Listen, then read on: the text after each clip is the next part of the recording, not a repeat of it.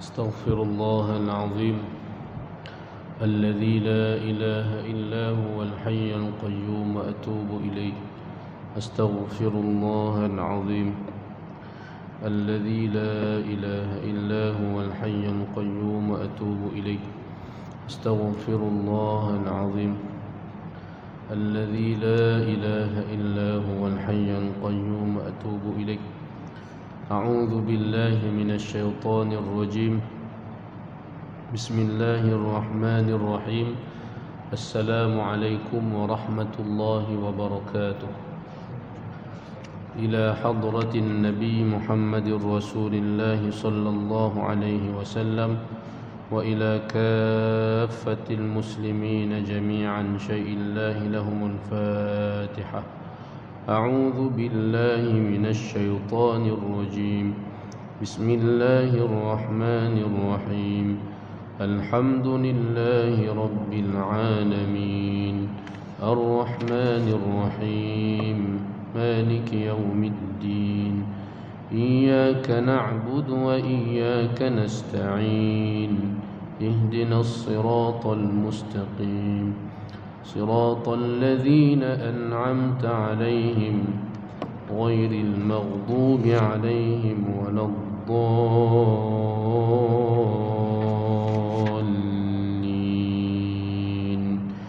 آمين. الحمد لله رب العالمين وأفضل الصلاة وأتمه التسليم على الحبيب الشافي سيدنا ونبينا محمد وعلى آله وأصحابه أجمعين. قال رب اشرح لي صدري ويسر لي أمري واحلل عقدة من لساني يفقه قولي. سبحانك لا علم لنا إلا ما علمتنا إنك أنت العليم الحكيم. ولا حول ولا قوة إلا بالله العلي العظيم. اللهم فقهنا في الدين وعلمنا التأويل. اللهم افتح علينا فتوح العارفين يا أرحم الراحمين. اللهم علمنا ما ينفعنا وانفعنا بما علمتنا. اللهم زدنا علما. اللهم ارزقنا فهما يا عليم. وصلى الله على سيدنا ونبينا محمد وعلى آله وأصحابه أجمعين. أما بعد. قال الله سبحانه وتعالى في القرآن العظيم بعد أعوذ بالله من الشيطان الرجيم. بسم الله الرحمن الرحيم. وما أرسلناك إلا رحمة للعالمين. صدق الله العظيم. Al-Fadilah Tuan Imam, Al-Afadilah Tuan-tuan guru, para alim ulama, pengurusi dan seluruh ahli jawatan kuasa Masjid At-Taqwa, muslimin dan muslimat, hadirin dan hadirat yang dirahmati dan dikasihi Allah Subhanahu wa taala sekalian.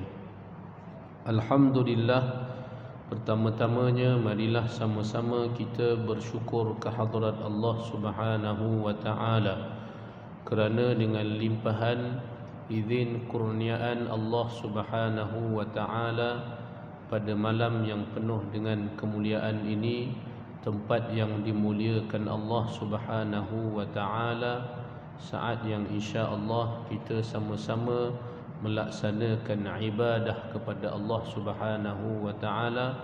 Masing-masing kita berniat i'tikaf dalam rumah Allah Subhanahu wa taala dan beradanya kita di dalam majlis halaqah ilmu dalam bicara tentang sirah Rasulullah sallallahu alaihi wasallam.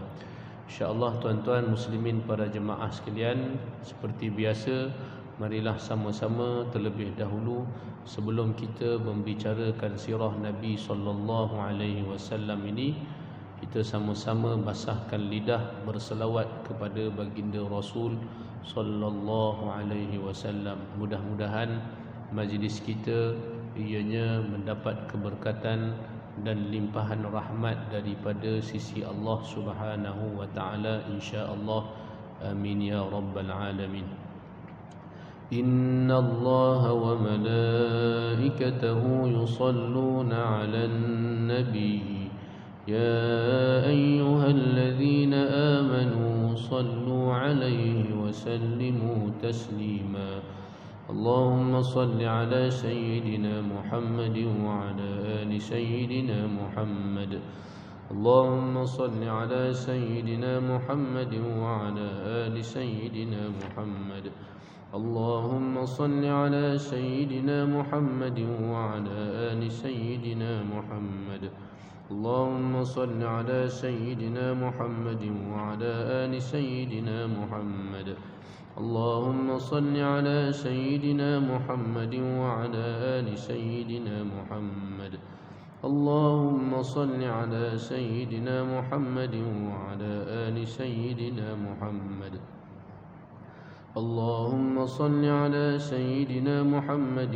وعلى آل سيدنا محمد اللهم صل على سيدنا محمد وعلى آل سيدنا محمد اللهم صل على سيدنا محمد وعلى آل سيدنا محمد اللهم صل على سيدنا محمد وعلى آل سيدنا محمد.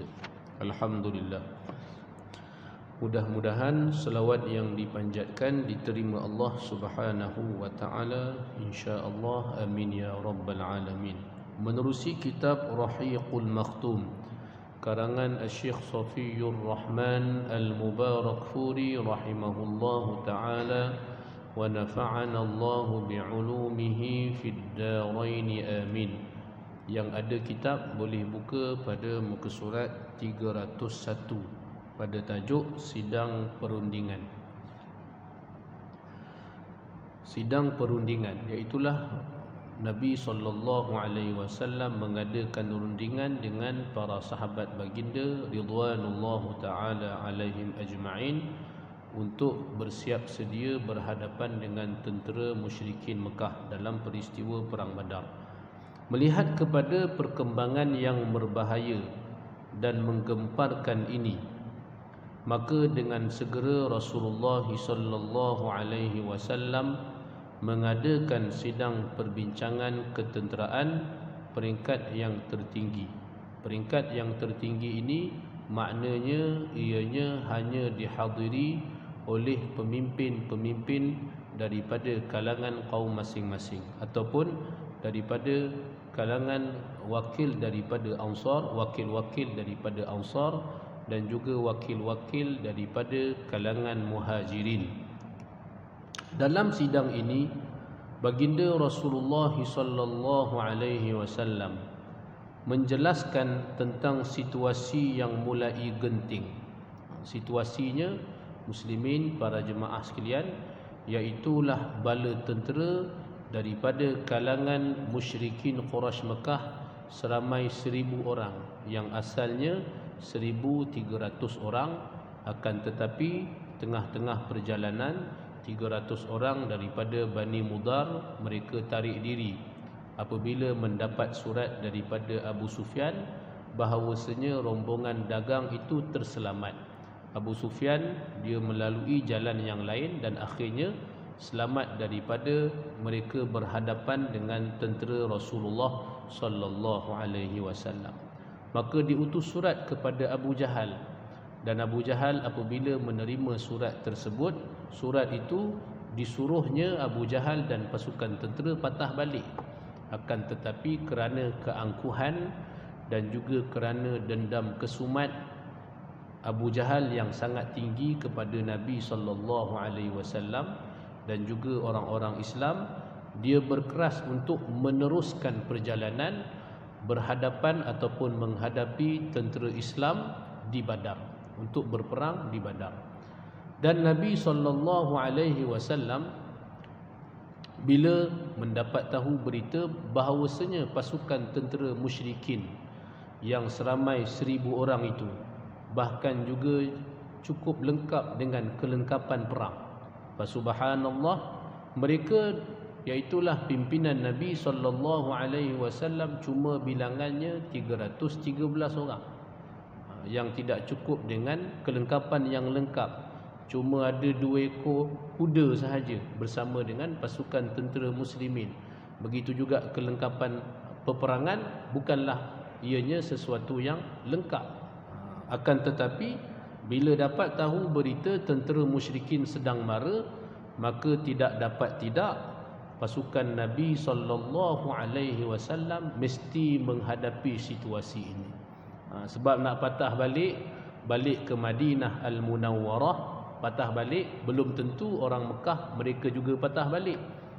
Orang Mekah kalau dia terus mara, maka ini akan membahayakan keamanan bumi Madinah Al-Munawwarah. Lagi bahaya, lagi parah.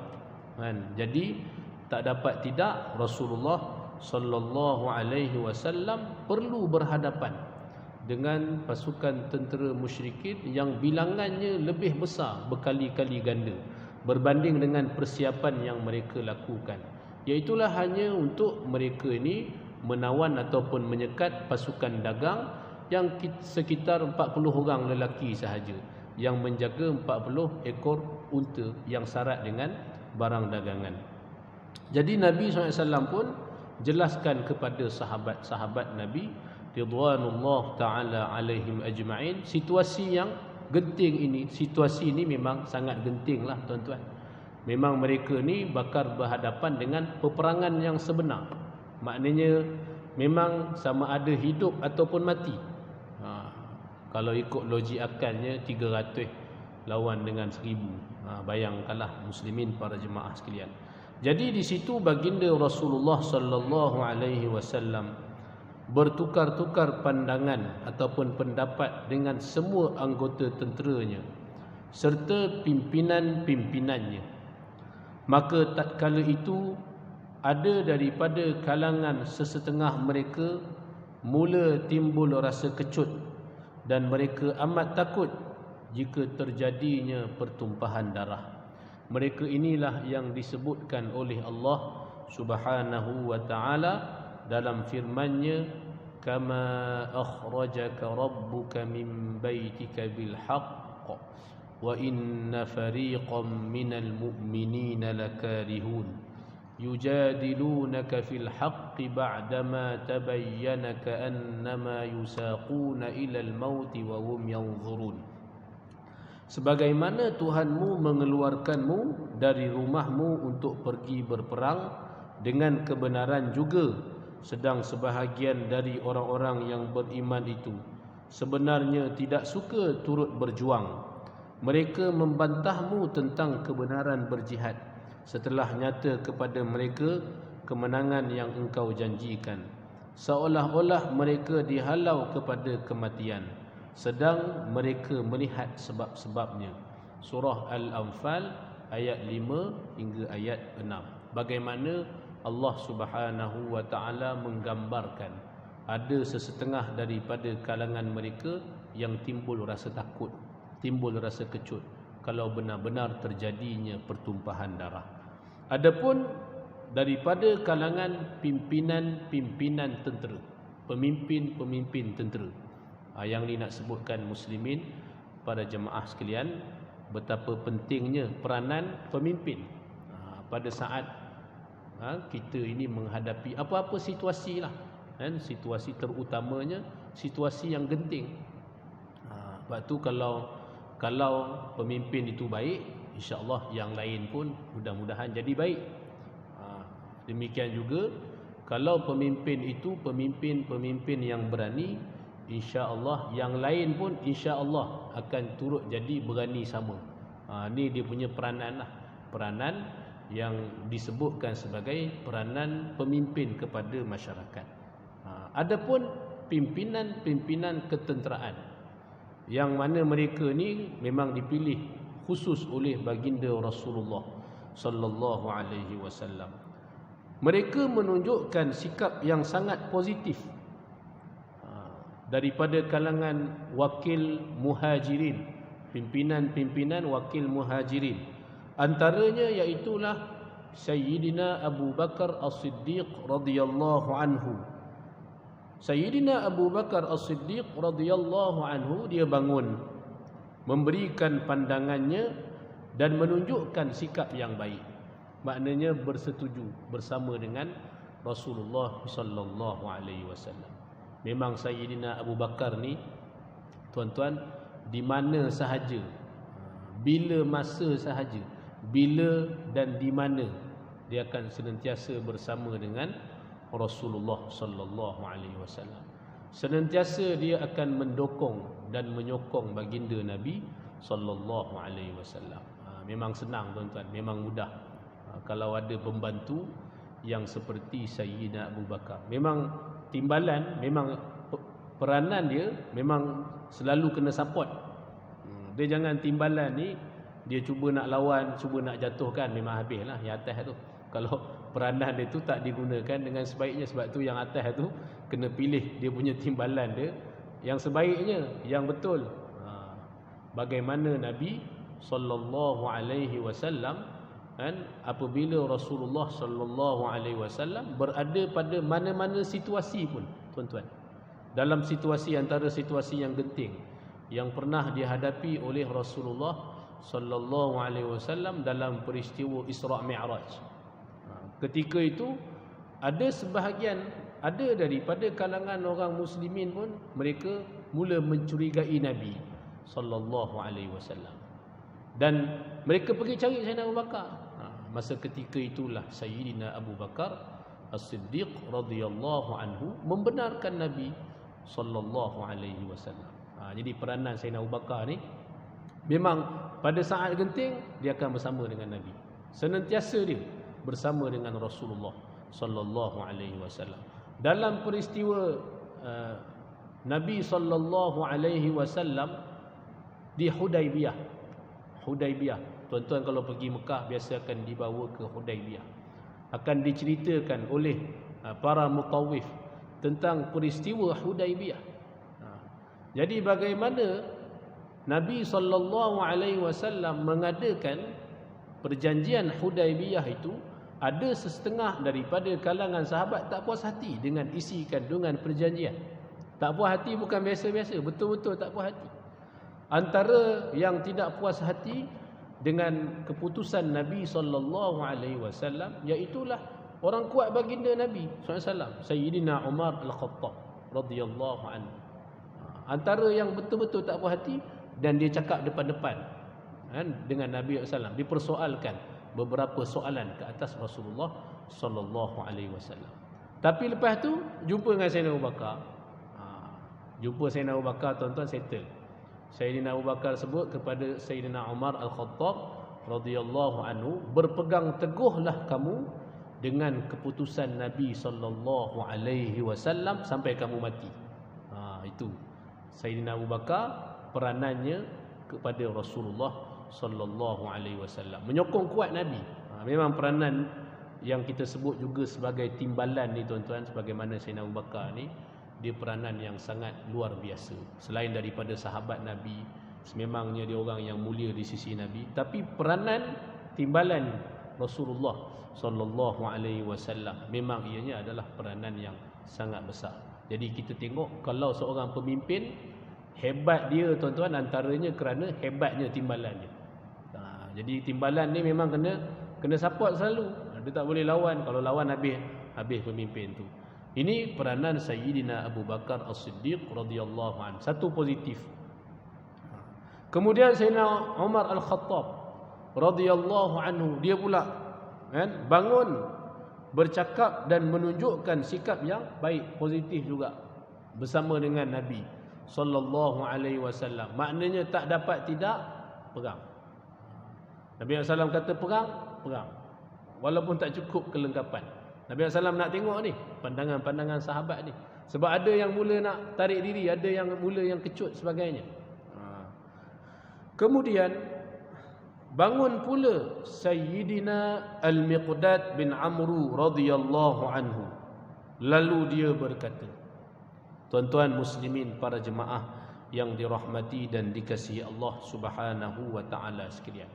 Dan kata-katanya ini antara kata-kata yang penuh dengan hikmah.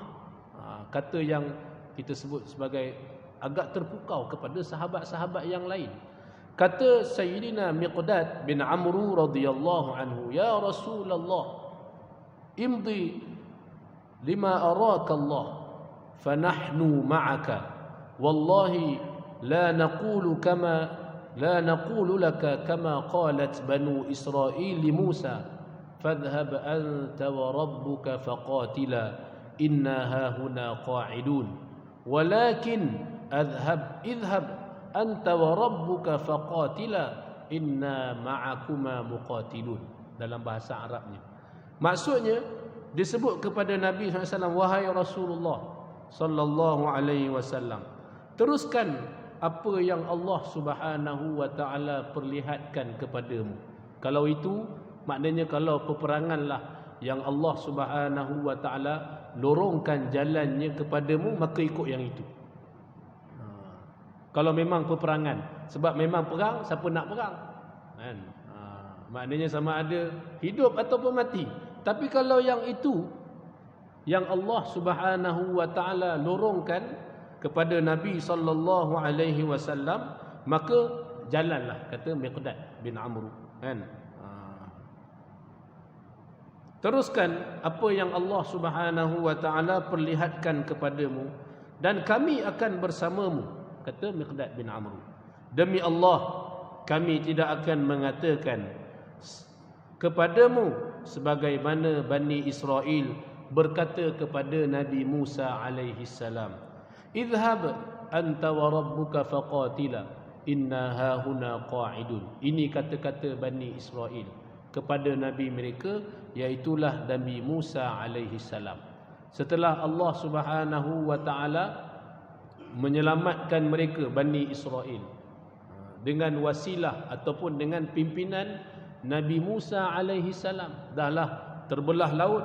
Bani Israel tengok akan kuasa Allah Subhanahu wa taala yang menyelamatkan mereka. Firaun pula yang selama itu telah menyeksa Bani Israel dengan kejam sekali, ditenggelamkan Allah Subhanahu wa taala, dan mereka tengok itu di depan mata kepala mereka.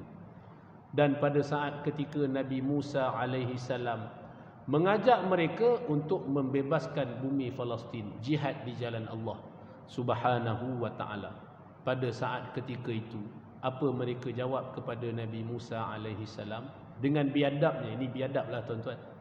Dahlah Allah Taala selamatkan Nabi Musa, berjuang habis untuk mereka. Nabi mereka tu dijawab apa? "Idhhab anta wa rabbuka faqatila." Kamu dan juga Tuhan kamu pergilah berjuang. Faqatila inna hahuna qa'idun. Biar kami di sini duduk. Biar kami duduk di sini tunggu menang. Ini biadablah tuan-tuan. Lalu kata Miqdad bin Amr radhiyallahu anhu, akan tetapi kami mengatakan, "Idhhab anta wa rabbuka faqatila inna ma'akuma muqatilun." Pergilah engkau dan Tuhanmu berjuang, sesungguhnya kami akan bersama kamu sebagai para pejuang. Allahu akbar. Maknanya apa sahaja tetap bersama dengan Rasulullah sallallahu alaihi wasallam. Ini kata-kata semangat tuan-tuan. Dan kata-kata semangat para sahabat Nabi ridwanullahu taala alaihim ajma'in, ianya bukanlah semata-mata manis di bibir.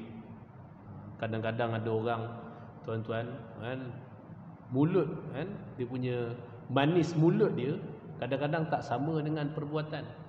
Kata berjuang semangat, sanggup mati demi ini sebagainya kan, bila sekian-sekian kalah kan, lompat. Itu masalah tuan-tuan. Contoh kan, tu nak kata kan, kadang-kadang mulut manis tapi tak sama dengan perbuatan ramai. Sudahnya lompat sana, kejap lompat sini. Itu jatuh, kejap jatuh sana, jatuh sini. Pening kepala kita tuan-tuan. Jadi nak sebutkan bahawasanya sahabat Nabi ridwanullahu taala alaihim ajma'in, apa yang keluar daripada mulut mereka, dan itulah sebenarnya mereka. Bukan hanya semata-mata kata-kata sahaja. Bahkan mereka memang sanggup mati dengan Rasulullah sallallahu alaihi wasallam. Allahu akbar. Muslimin para jemaah sekalian, kemudian kata Al-Miqdad lagi, demi yang mengutuskan kamu dengan kebenaran.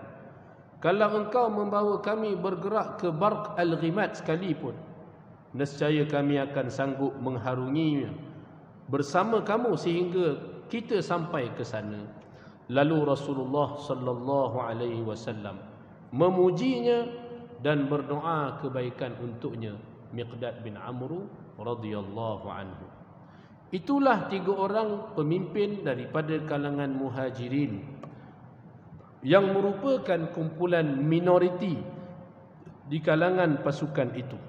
Minoriti sebab bilangan 313 tu dan cuma 71 orang sahaja wakil daripada kalangan Muhajirin.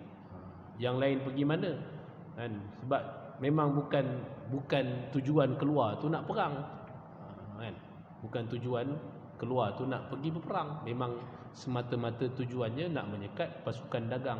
Tapi bila dah keluar, lain yang terjadi, lain yang berlaku.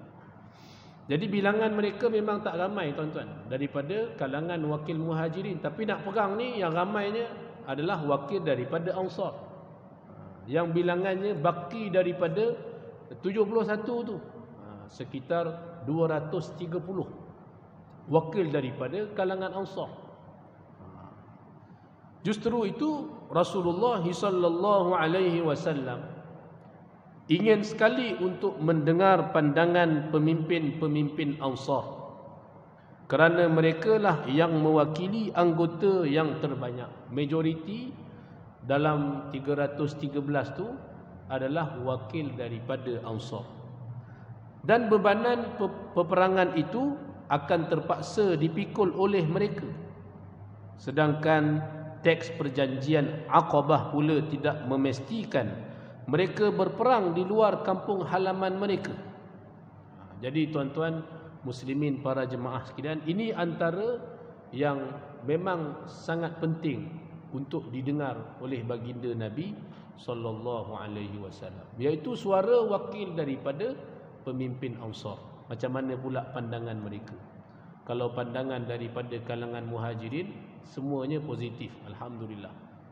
Tapi bilangan mereka minoriti, 71 orang saja daripada 313. Adapun yang bakti itu adalah daripada kalangan Ansar. Jadi Rasulullah sallallahu alaihi wasallam nak mendengar suara daripada kalangan pemimpin daripada kalangan Ansar yang mewakili golongan majoriti. Sebab yang ramai itu adalah daripada kalangan Ansar. Setelah mendengar pandangan 3 orang pemimpin Muhajirin itu, baginda Rasulullah sallallahu alaihi wasallam pun berkata, "Hai manusia, berilah pandangan kepadaku." Sedang yang baginda maksudkan ialah orang-orang Ansar.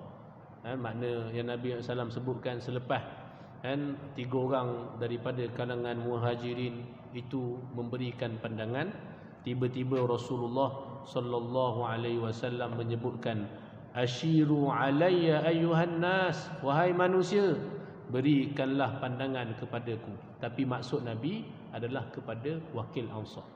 Muslimin para jemaah yang dirahmati Allah Subhanahu wa taala sekalian, pemimpin Ansar segera dapat menangkap maksud Rasulullah sallallahu alaihi wasallam, walaupun lafaz yang dinyatakan oleh Rasulullah sallallahu alaihi wasallam itu ianya bersifat umumnya. Tapi sebab wakil Muhajirin dah bersuara, tapi wakil daripada kalangan Ansar sahaja belum menyatakan sebarang pendirian. Jadi bila Nabi SAW sebut ashiru alayya, berikanlah pandangan kepadaku, ayyuhan nas, wahai manusia, ianya merujuk kepada wakil Ansar ataupun pemimpin Ansar. Dan mereka faham, subhanallah, maksud Nabi sallallahu alaihi wasallam itu. Lalu bangunlah Sayyidina Sa'ad bin Mu'adh radhiyallahu anhu, pembawa bendera mereka, dan dia berkata, tuan-tuan muslimin para jemaah sekalian, Sayyidina Sa'ad bin Mu'adh ni, kalau tuan-tuan masih ingat kisah dia, sungguh luar biasa. Di antaranya iaitulah disebabkan beliau suku Madinah tu masuk Islam. Itu cerita hebatnya Sayyidina Sa'ad bin Mu'adh radhiyallahu anhu. Kita ni kalau dapatlah kan, didik orang kampung kita, satu kampung tutup aurat, tuan-tuan, itu pahala besar dah, insya-Allah lah, insya-Allah kan, ahli syurga lah, hebatlah tu. Tapi ini dia punya jasa kan, satu kampung, satu kaum dia masuk Islam. Dia sebut sekali je kan, siapa di antara kamu laki dan perempuan yang tidak beriman kepada Allah Subhanahu wa ta'ala dan Rasulnya, haram bercakap dengan aku. Itu je dia sebut. Lalu habis satu kampung dia masuk Islam. Sebab semua memang percaya habis. Semua sangat sayangkan Sayyidina Sa'ad bin Mu'adh radhiyallahu anhu.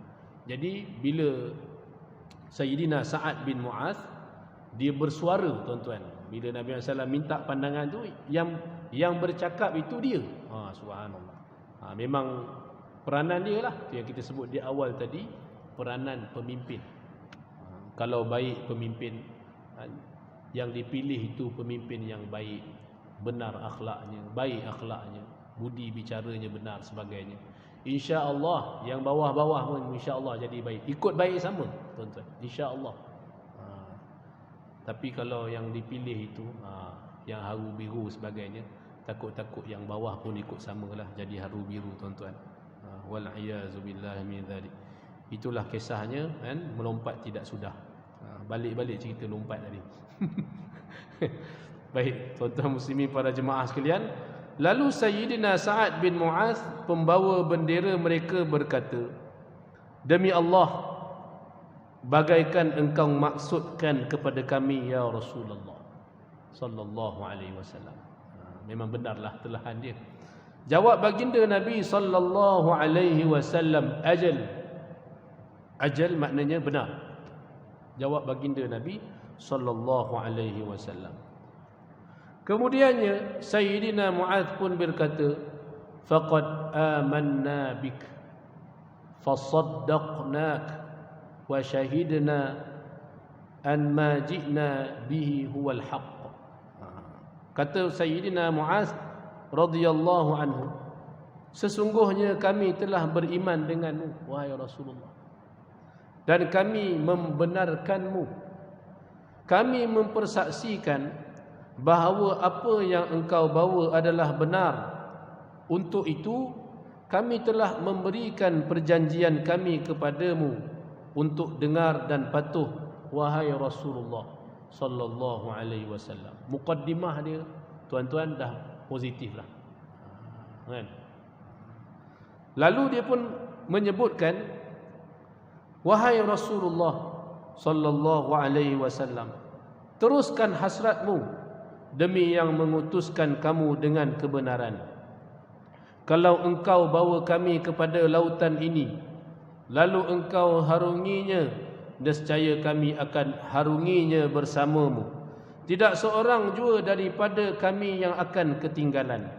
Kami tidak benci kalau kamu bawa kami bertemu musuh-musuh kita besok hari.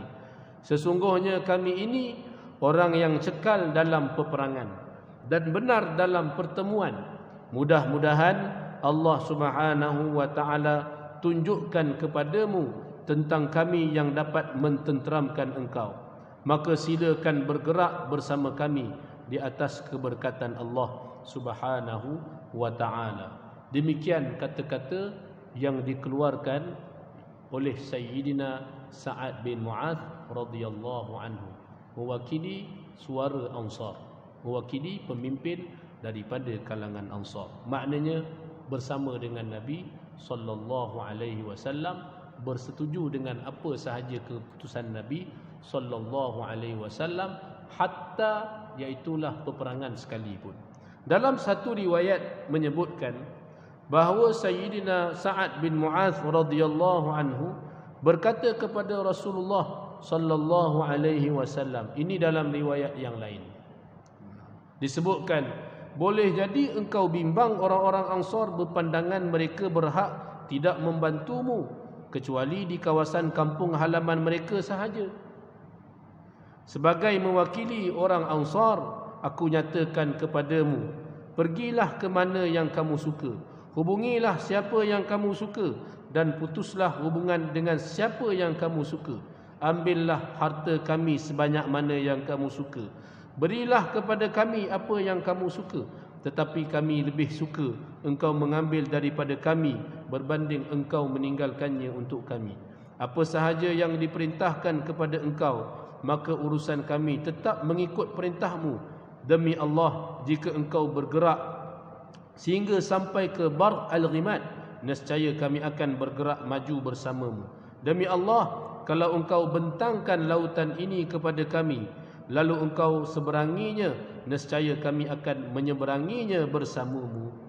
Lantas baginda Rasulullah sallallahu alaihi wasallam gembira dengan kata-kata Sayyidina Sa'ad bin Mu'adh radhiyallahu anhu. Dan Nabi sallallahu alaihi wasallam tersenyum dan gembira dengan kata-kata yang dilontarkan oleh Sayyidina Sa'ad bin Mu'adh radhiyallahu anhu. Kemudian baginda Rasulullah sallallahu alaihi wasallam bersabda, siru wa abshiru. Nabi sallallahu alaihi wasallam menyebutkan, bergeraklah dan terimalah berita gembira. Fa inna Allah ta'ala qad wa'adani ihda at-ta'ifatain. Wallahi, yang disebutkan, sesungguhnya Allah Subhanahu wa taala telah menjanjikan kepadaku salah satu daripada dua kumpulan. Demi Allah, aku bagaikan sedang melihat kekalahan kaum itu, iaitulah kekalahan kaum musyrikin Quraisy. Yang ini ya Allah Subhanahu wa taala menyebutkan di dalam firman-Nya di dalam surah Al-Anfal, wa idh ya'idukumullahu ihda at-ta'ifataini annaha lakum wa tawadduna anna ghayra dhati asy-syaukati takunu lakum wa yuridullahu an yuhiqqal haqqa bikalimatihi wa yaqta'a dabiral kafirin. Yang maksudnya, dan ingatlah ketika Allah Subhanahu wa taala menjanjikan kepada kamu salah satu daripada dua angkatan menjadi untuk kamu menghadapinya, sedang kamu suka kiranya angkatan perniagaan, bukan angkatan perang yang mempunyai kekuatan itu yang dijadikan untuk kamu menghadapinya.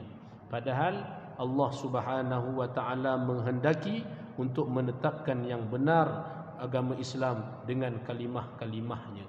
Jadi tuan-tuan muslimin para jemaah sekalian, dua kumpulan itu, iaitulah satu kumpulan perdagangan yang Nabi SAW asalnya nak berhadapan dengan kumpulan itu, dan satu lagi iaitulah kumpulan musyrikin Quraisy Mekah yang mereka ini sedang berhadapan ataupun sedang menghadapi dan sedang menuju dan ingin berhadapan dengan tentera Nabi sallallahu alaihi wasallam. Dan Nabi SAW sebutkan, demi Allah, aku bagaikan sedang melihat kekalahan kaum itu.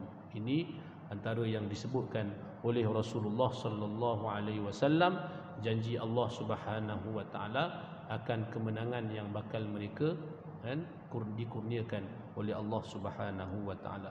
Insya-Allah muslimin para jemaah yang dirahmati Allah SWT sekalian, seterusnya tentera Islam pun meneruskan perjalanannya setelah semua wakil-wakil dengan pandangan yang positif bersama dengan Nabi SAW untuk mereka ni berhadapan dengan tentera musyrikin seramai 1000 orang yang lengkap dengan kelengkapan senjata dan sebagainya. Walaupun mereka cuma 313 saja bilangannya, tetapi tetap mereka ini dengan gagah berani dan ingin berhadapan dengan pasukan yang seramai 1000 orang itu. Dan Allah Subhanahu wa taala mentakdirkan kemenangan kepada orang-orang Islam. Insya-Allah baki kisah ini kita akan sambung lagi pada kuliah yang akan datang. Wallahu Subhanahu wa taala a'la wa a'lam. Saya kira cukuplah sekadar itu dahulu tuan-tuan muslimin para jemaah sekalian. Insya-Allah mudah-mudahan ianya memberi manfaat kepada kita bersama pada perbincangan yang telah kita sama-sama bicarakan sebentar tadi. Mudah-mudahan Allah Subhanahu wa taala memberkati kita semua. Yang baik daripada Allah Subhanahu wa taala, segala kekurangan dan kelemahan adalah daripada diri saya sendiri. Aqulu qawli hadza wa astaghfirullahal azim li wa lakum. Assalamualaikum warahmatullahi wabarakatuh. Subhanakallahumma bihamdik, asyhadu an la ilaha illa anta, astaghfiruka wa atubu ilaik. Bismillahirrahmanirrahim. Al-'asr innal insana lafi khusr illa alladhina amanu wa 'amilus shalihat وتواصوا بالحق وتواصوا بالصبر. بارك الله فيكم.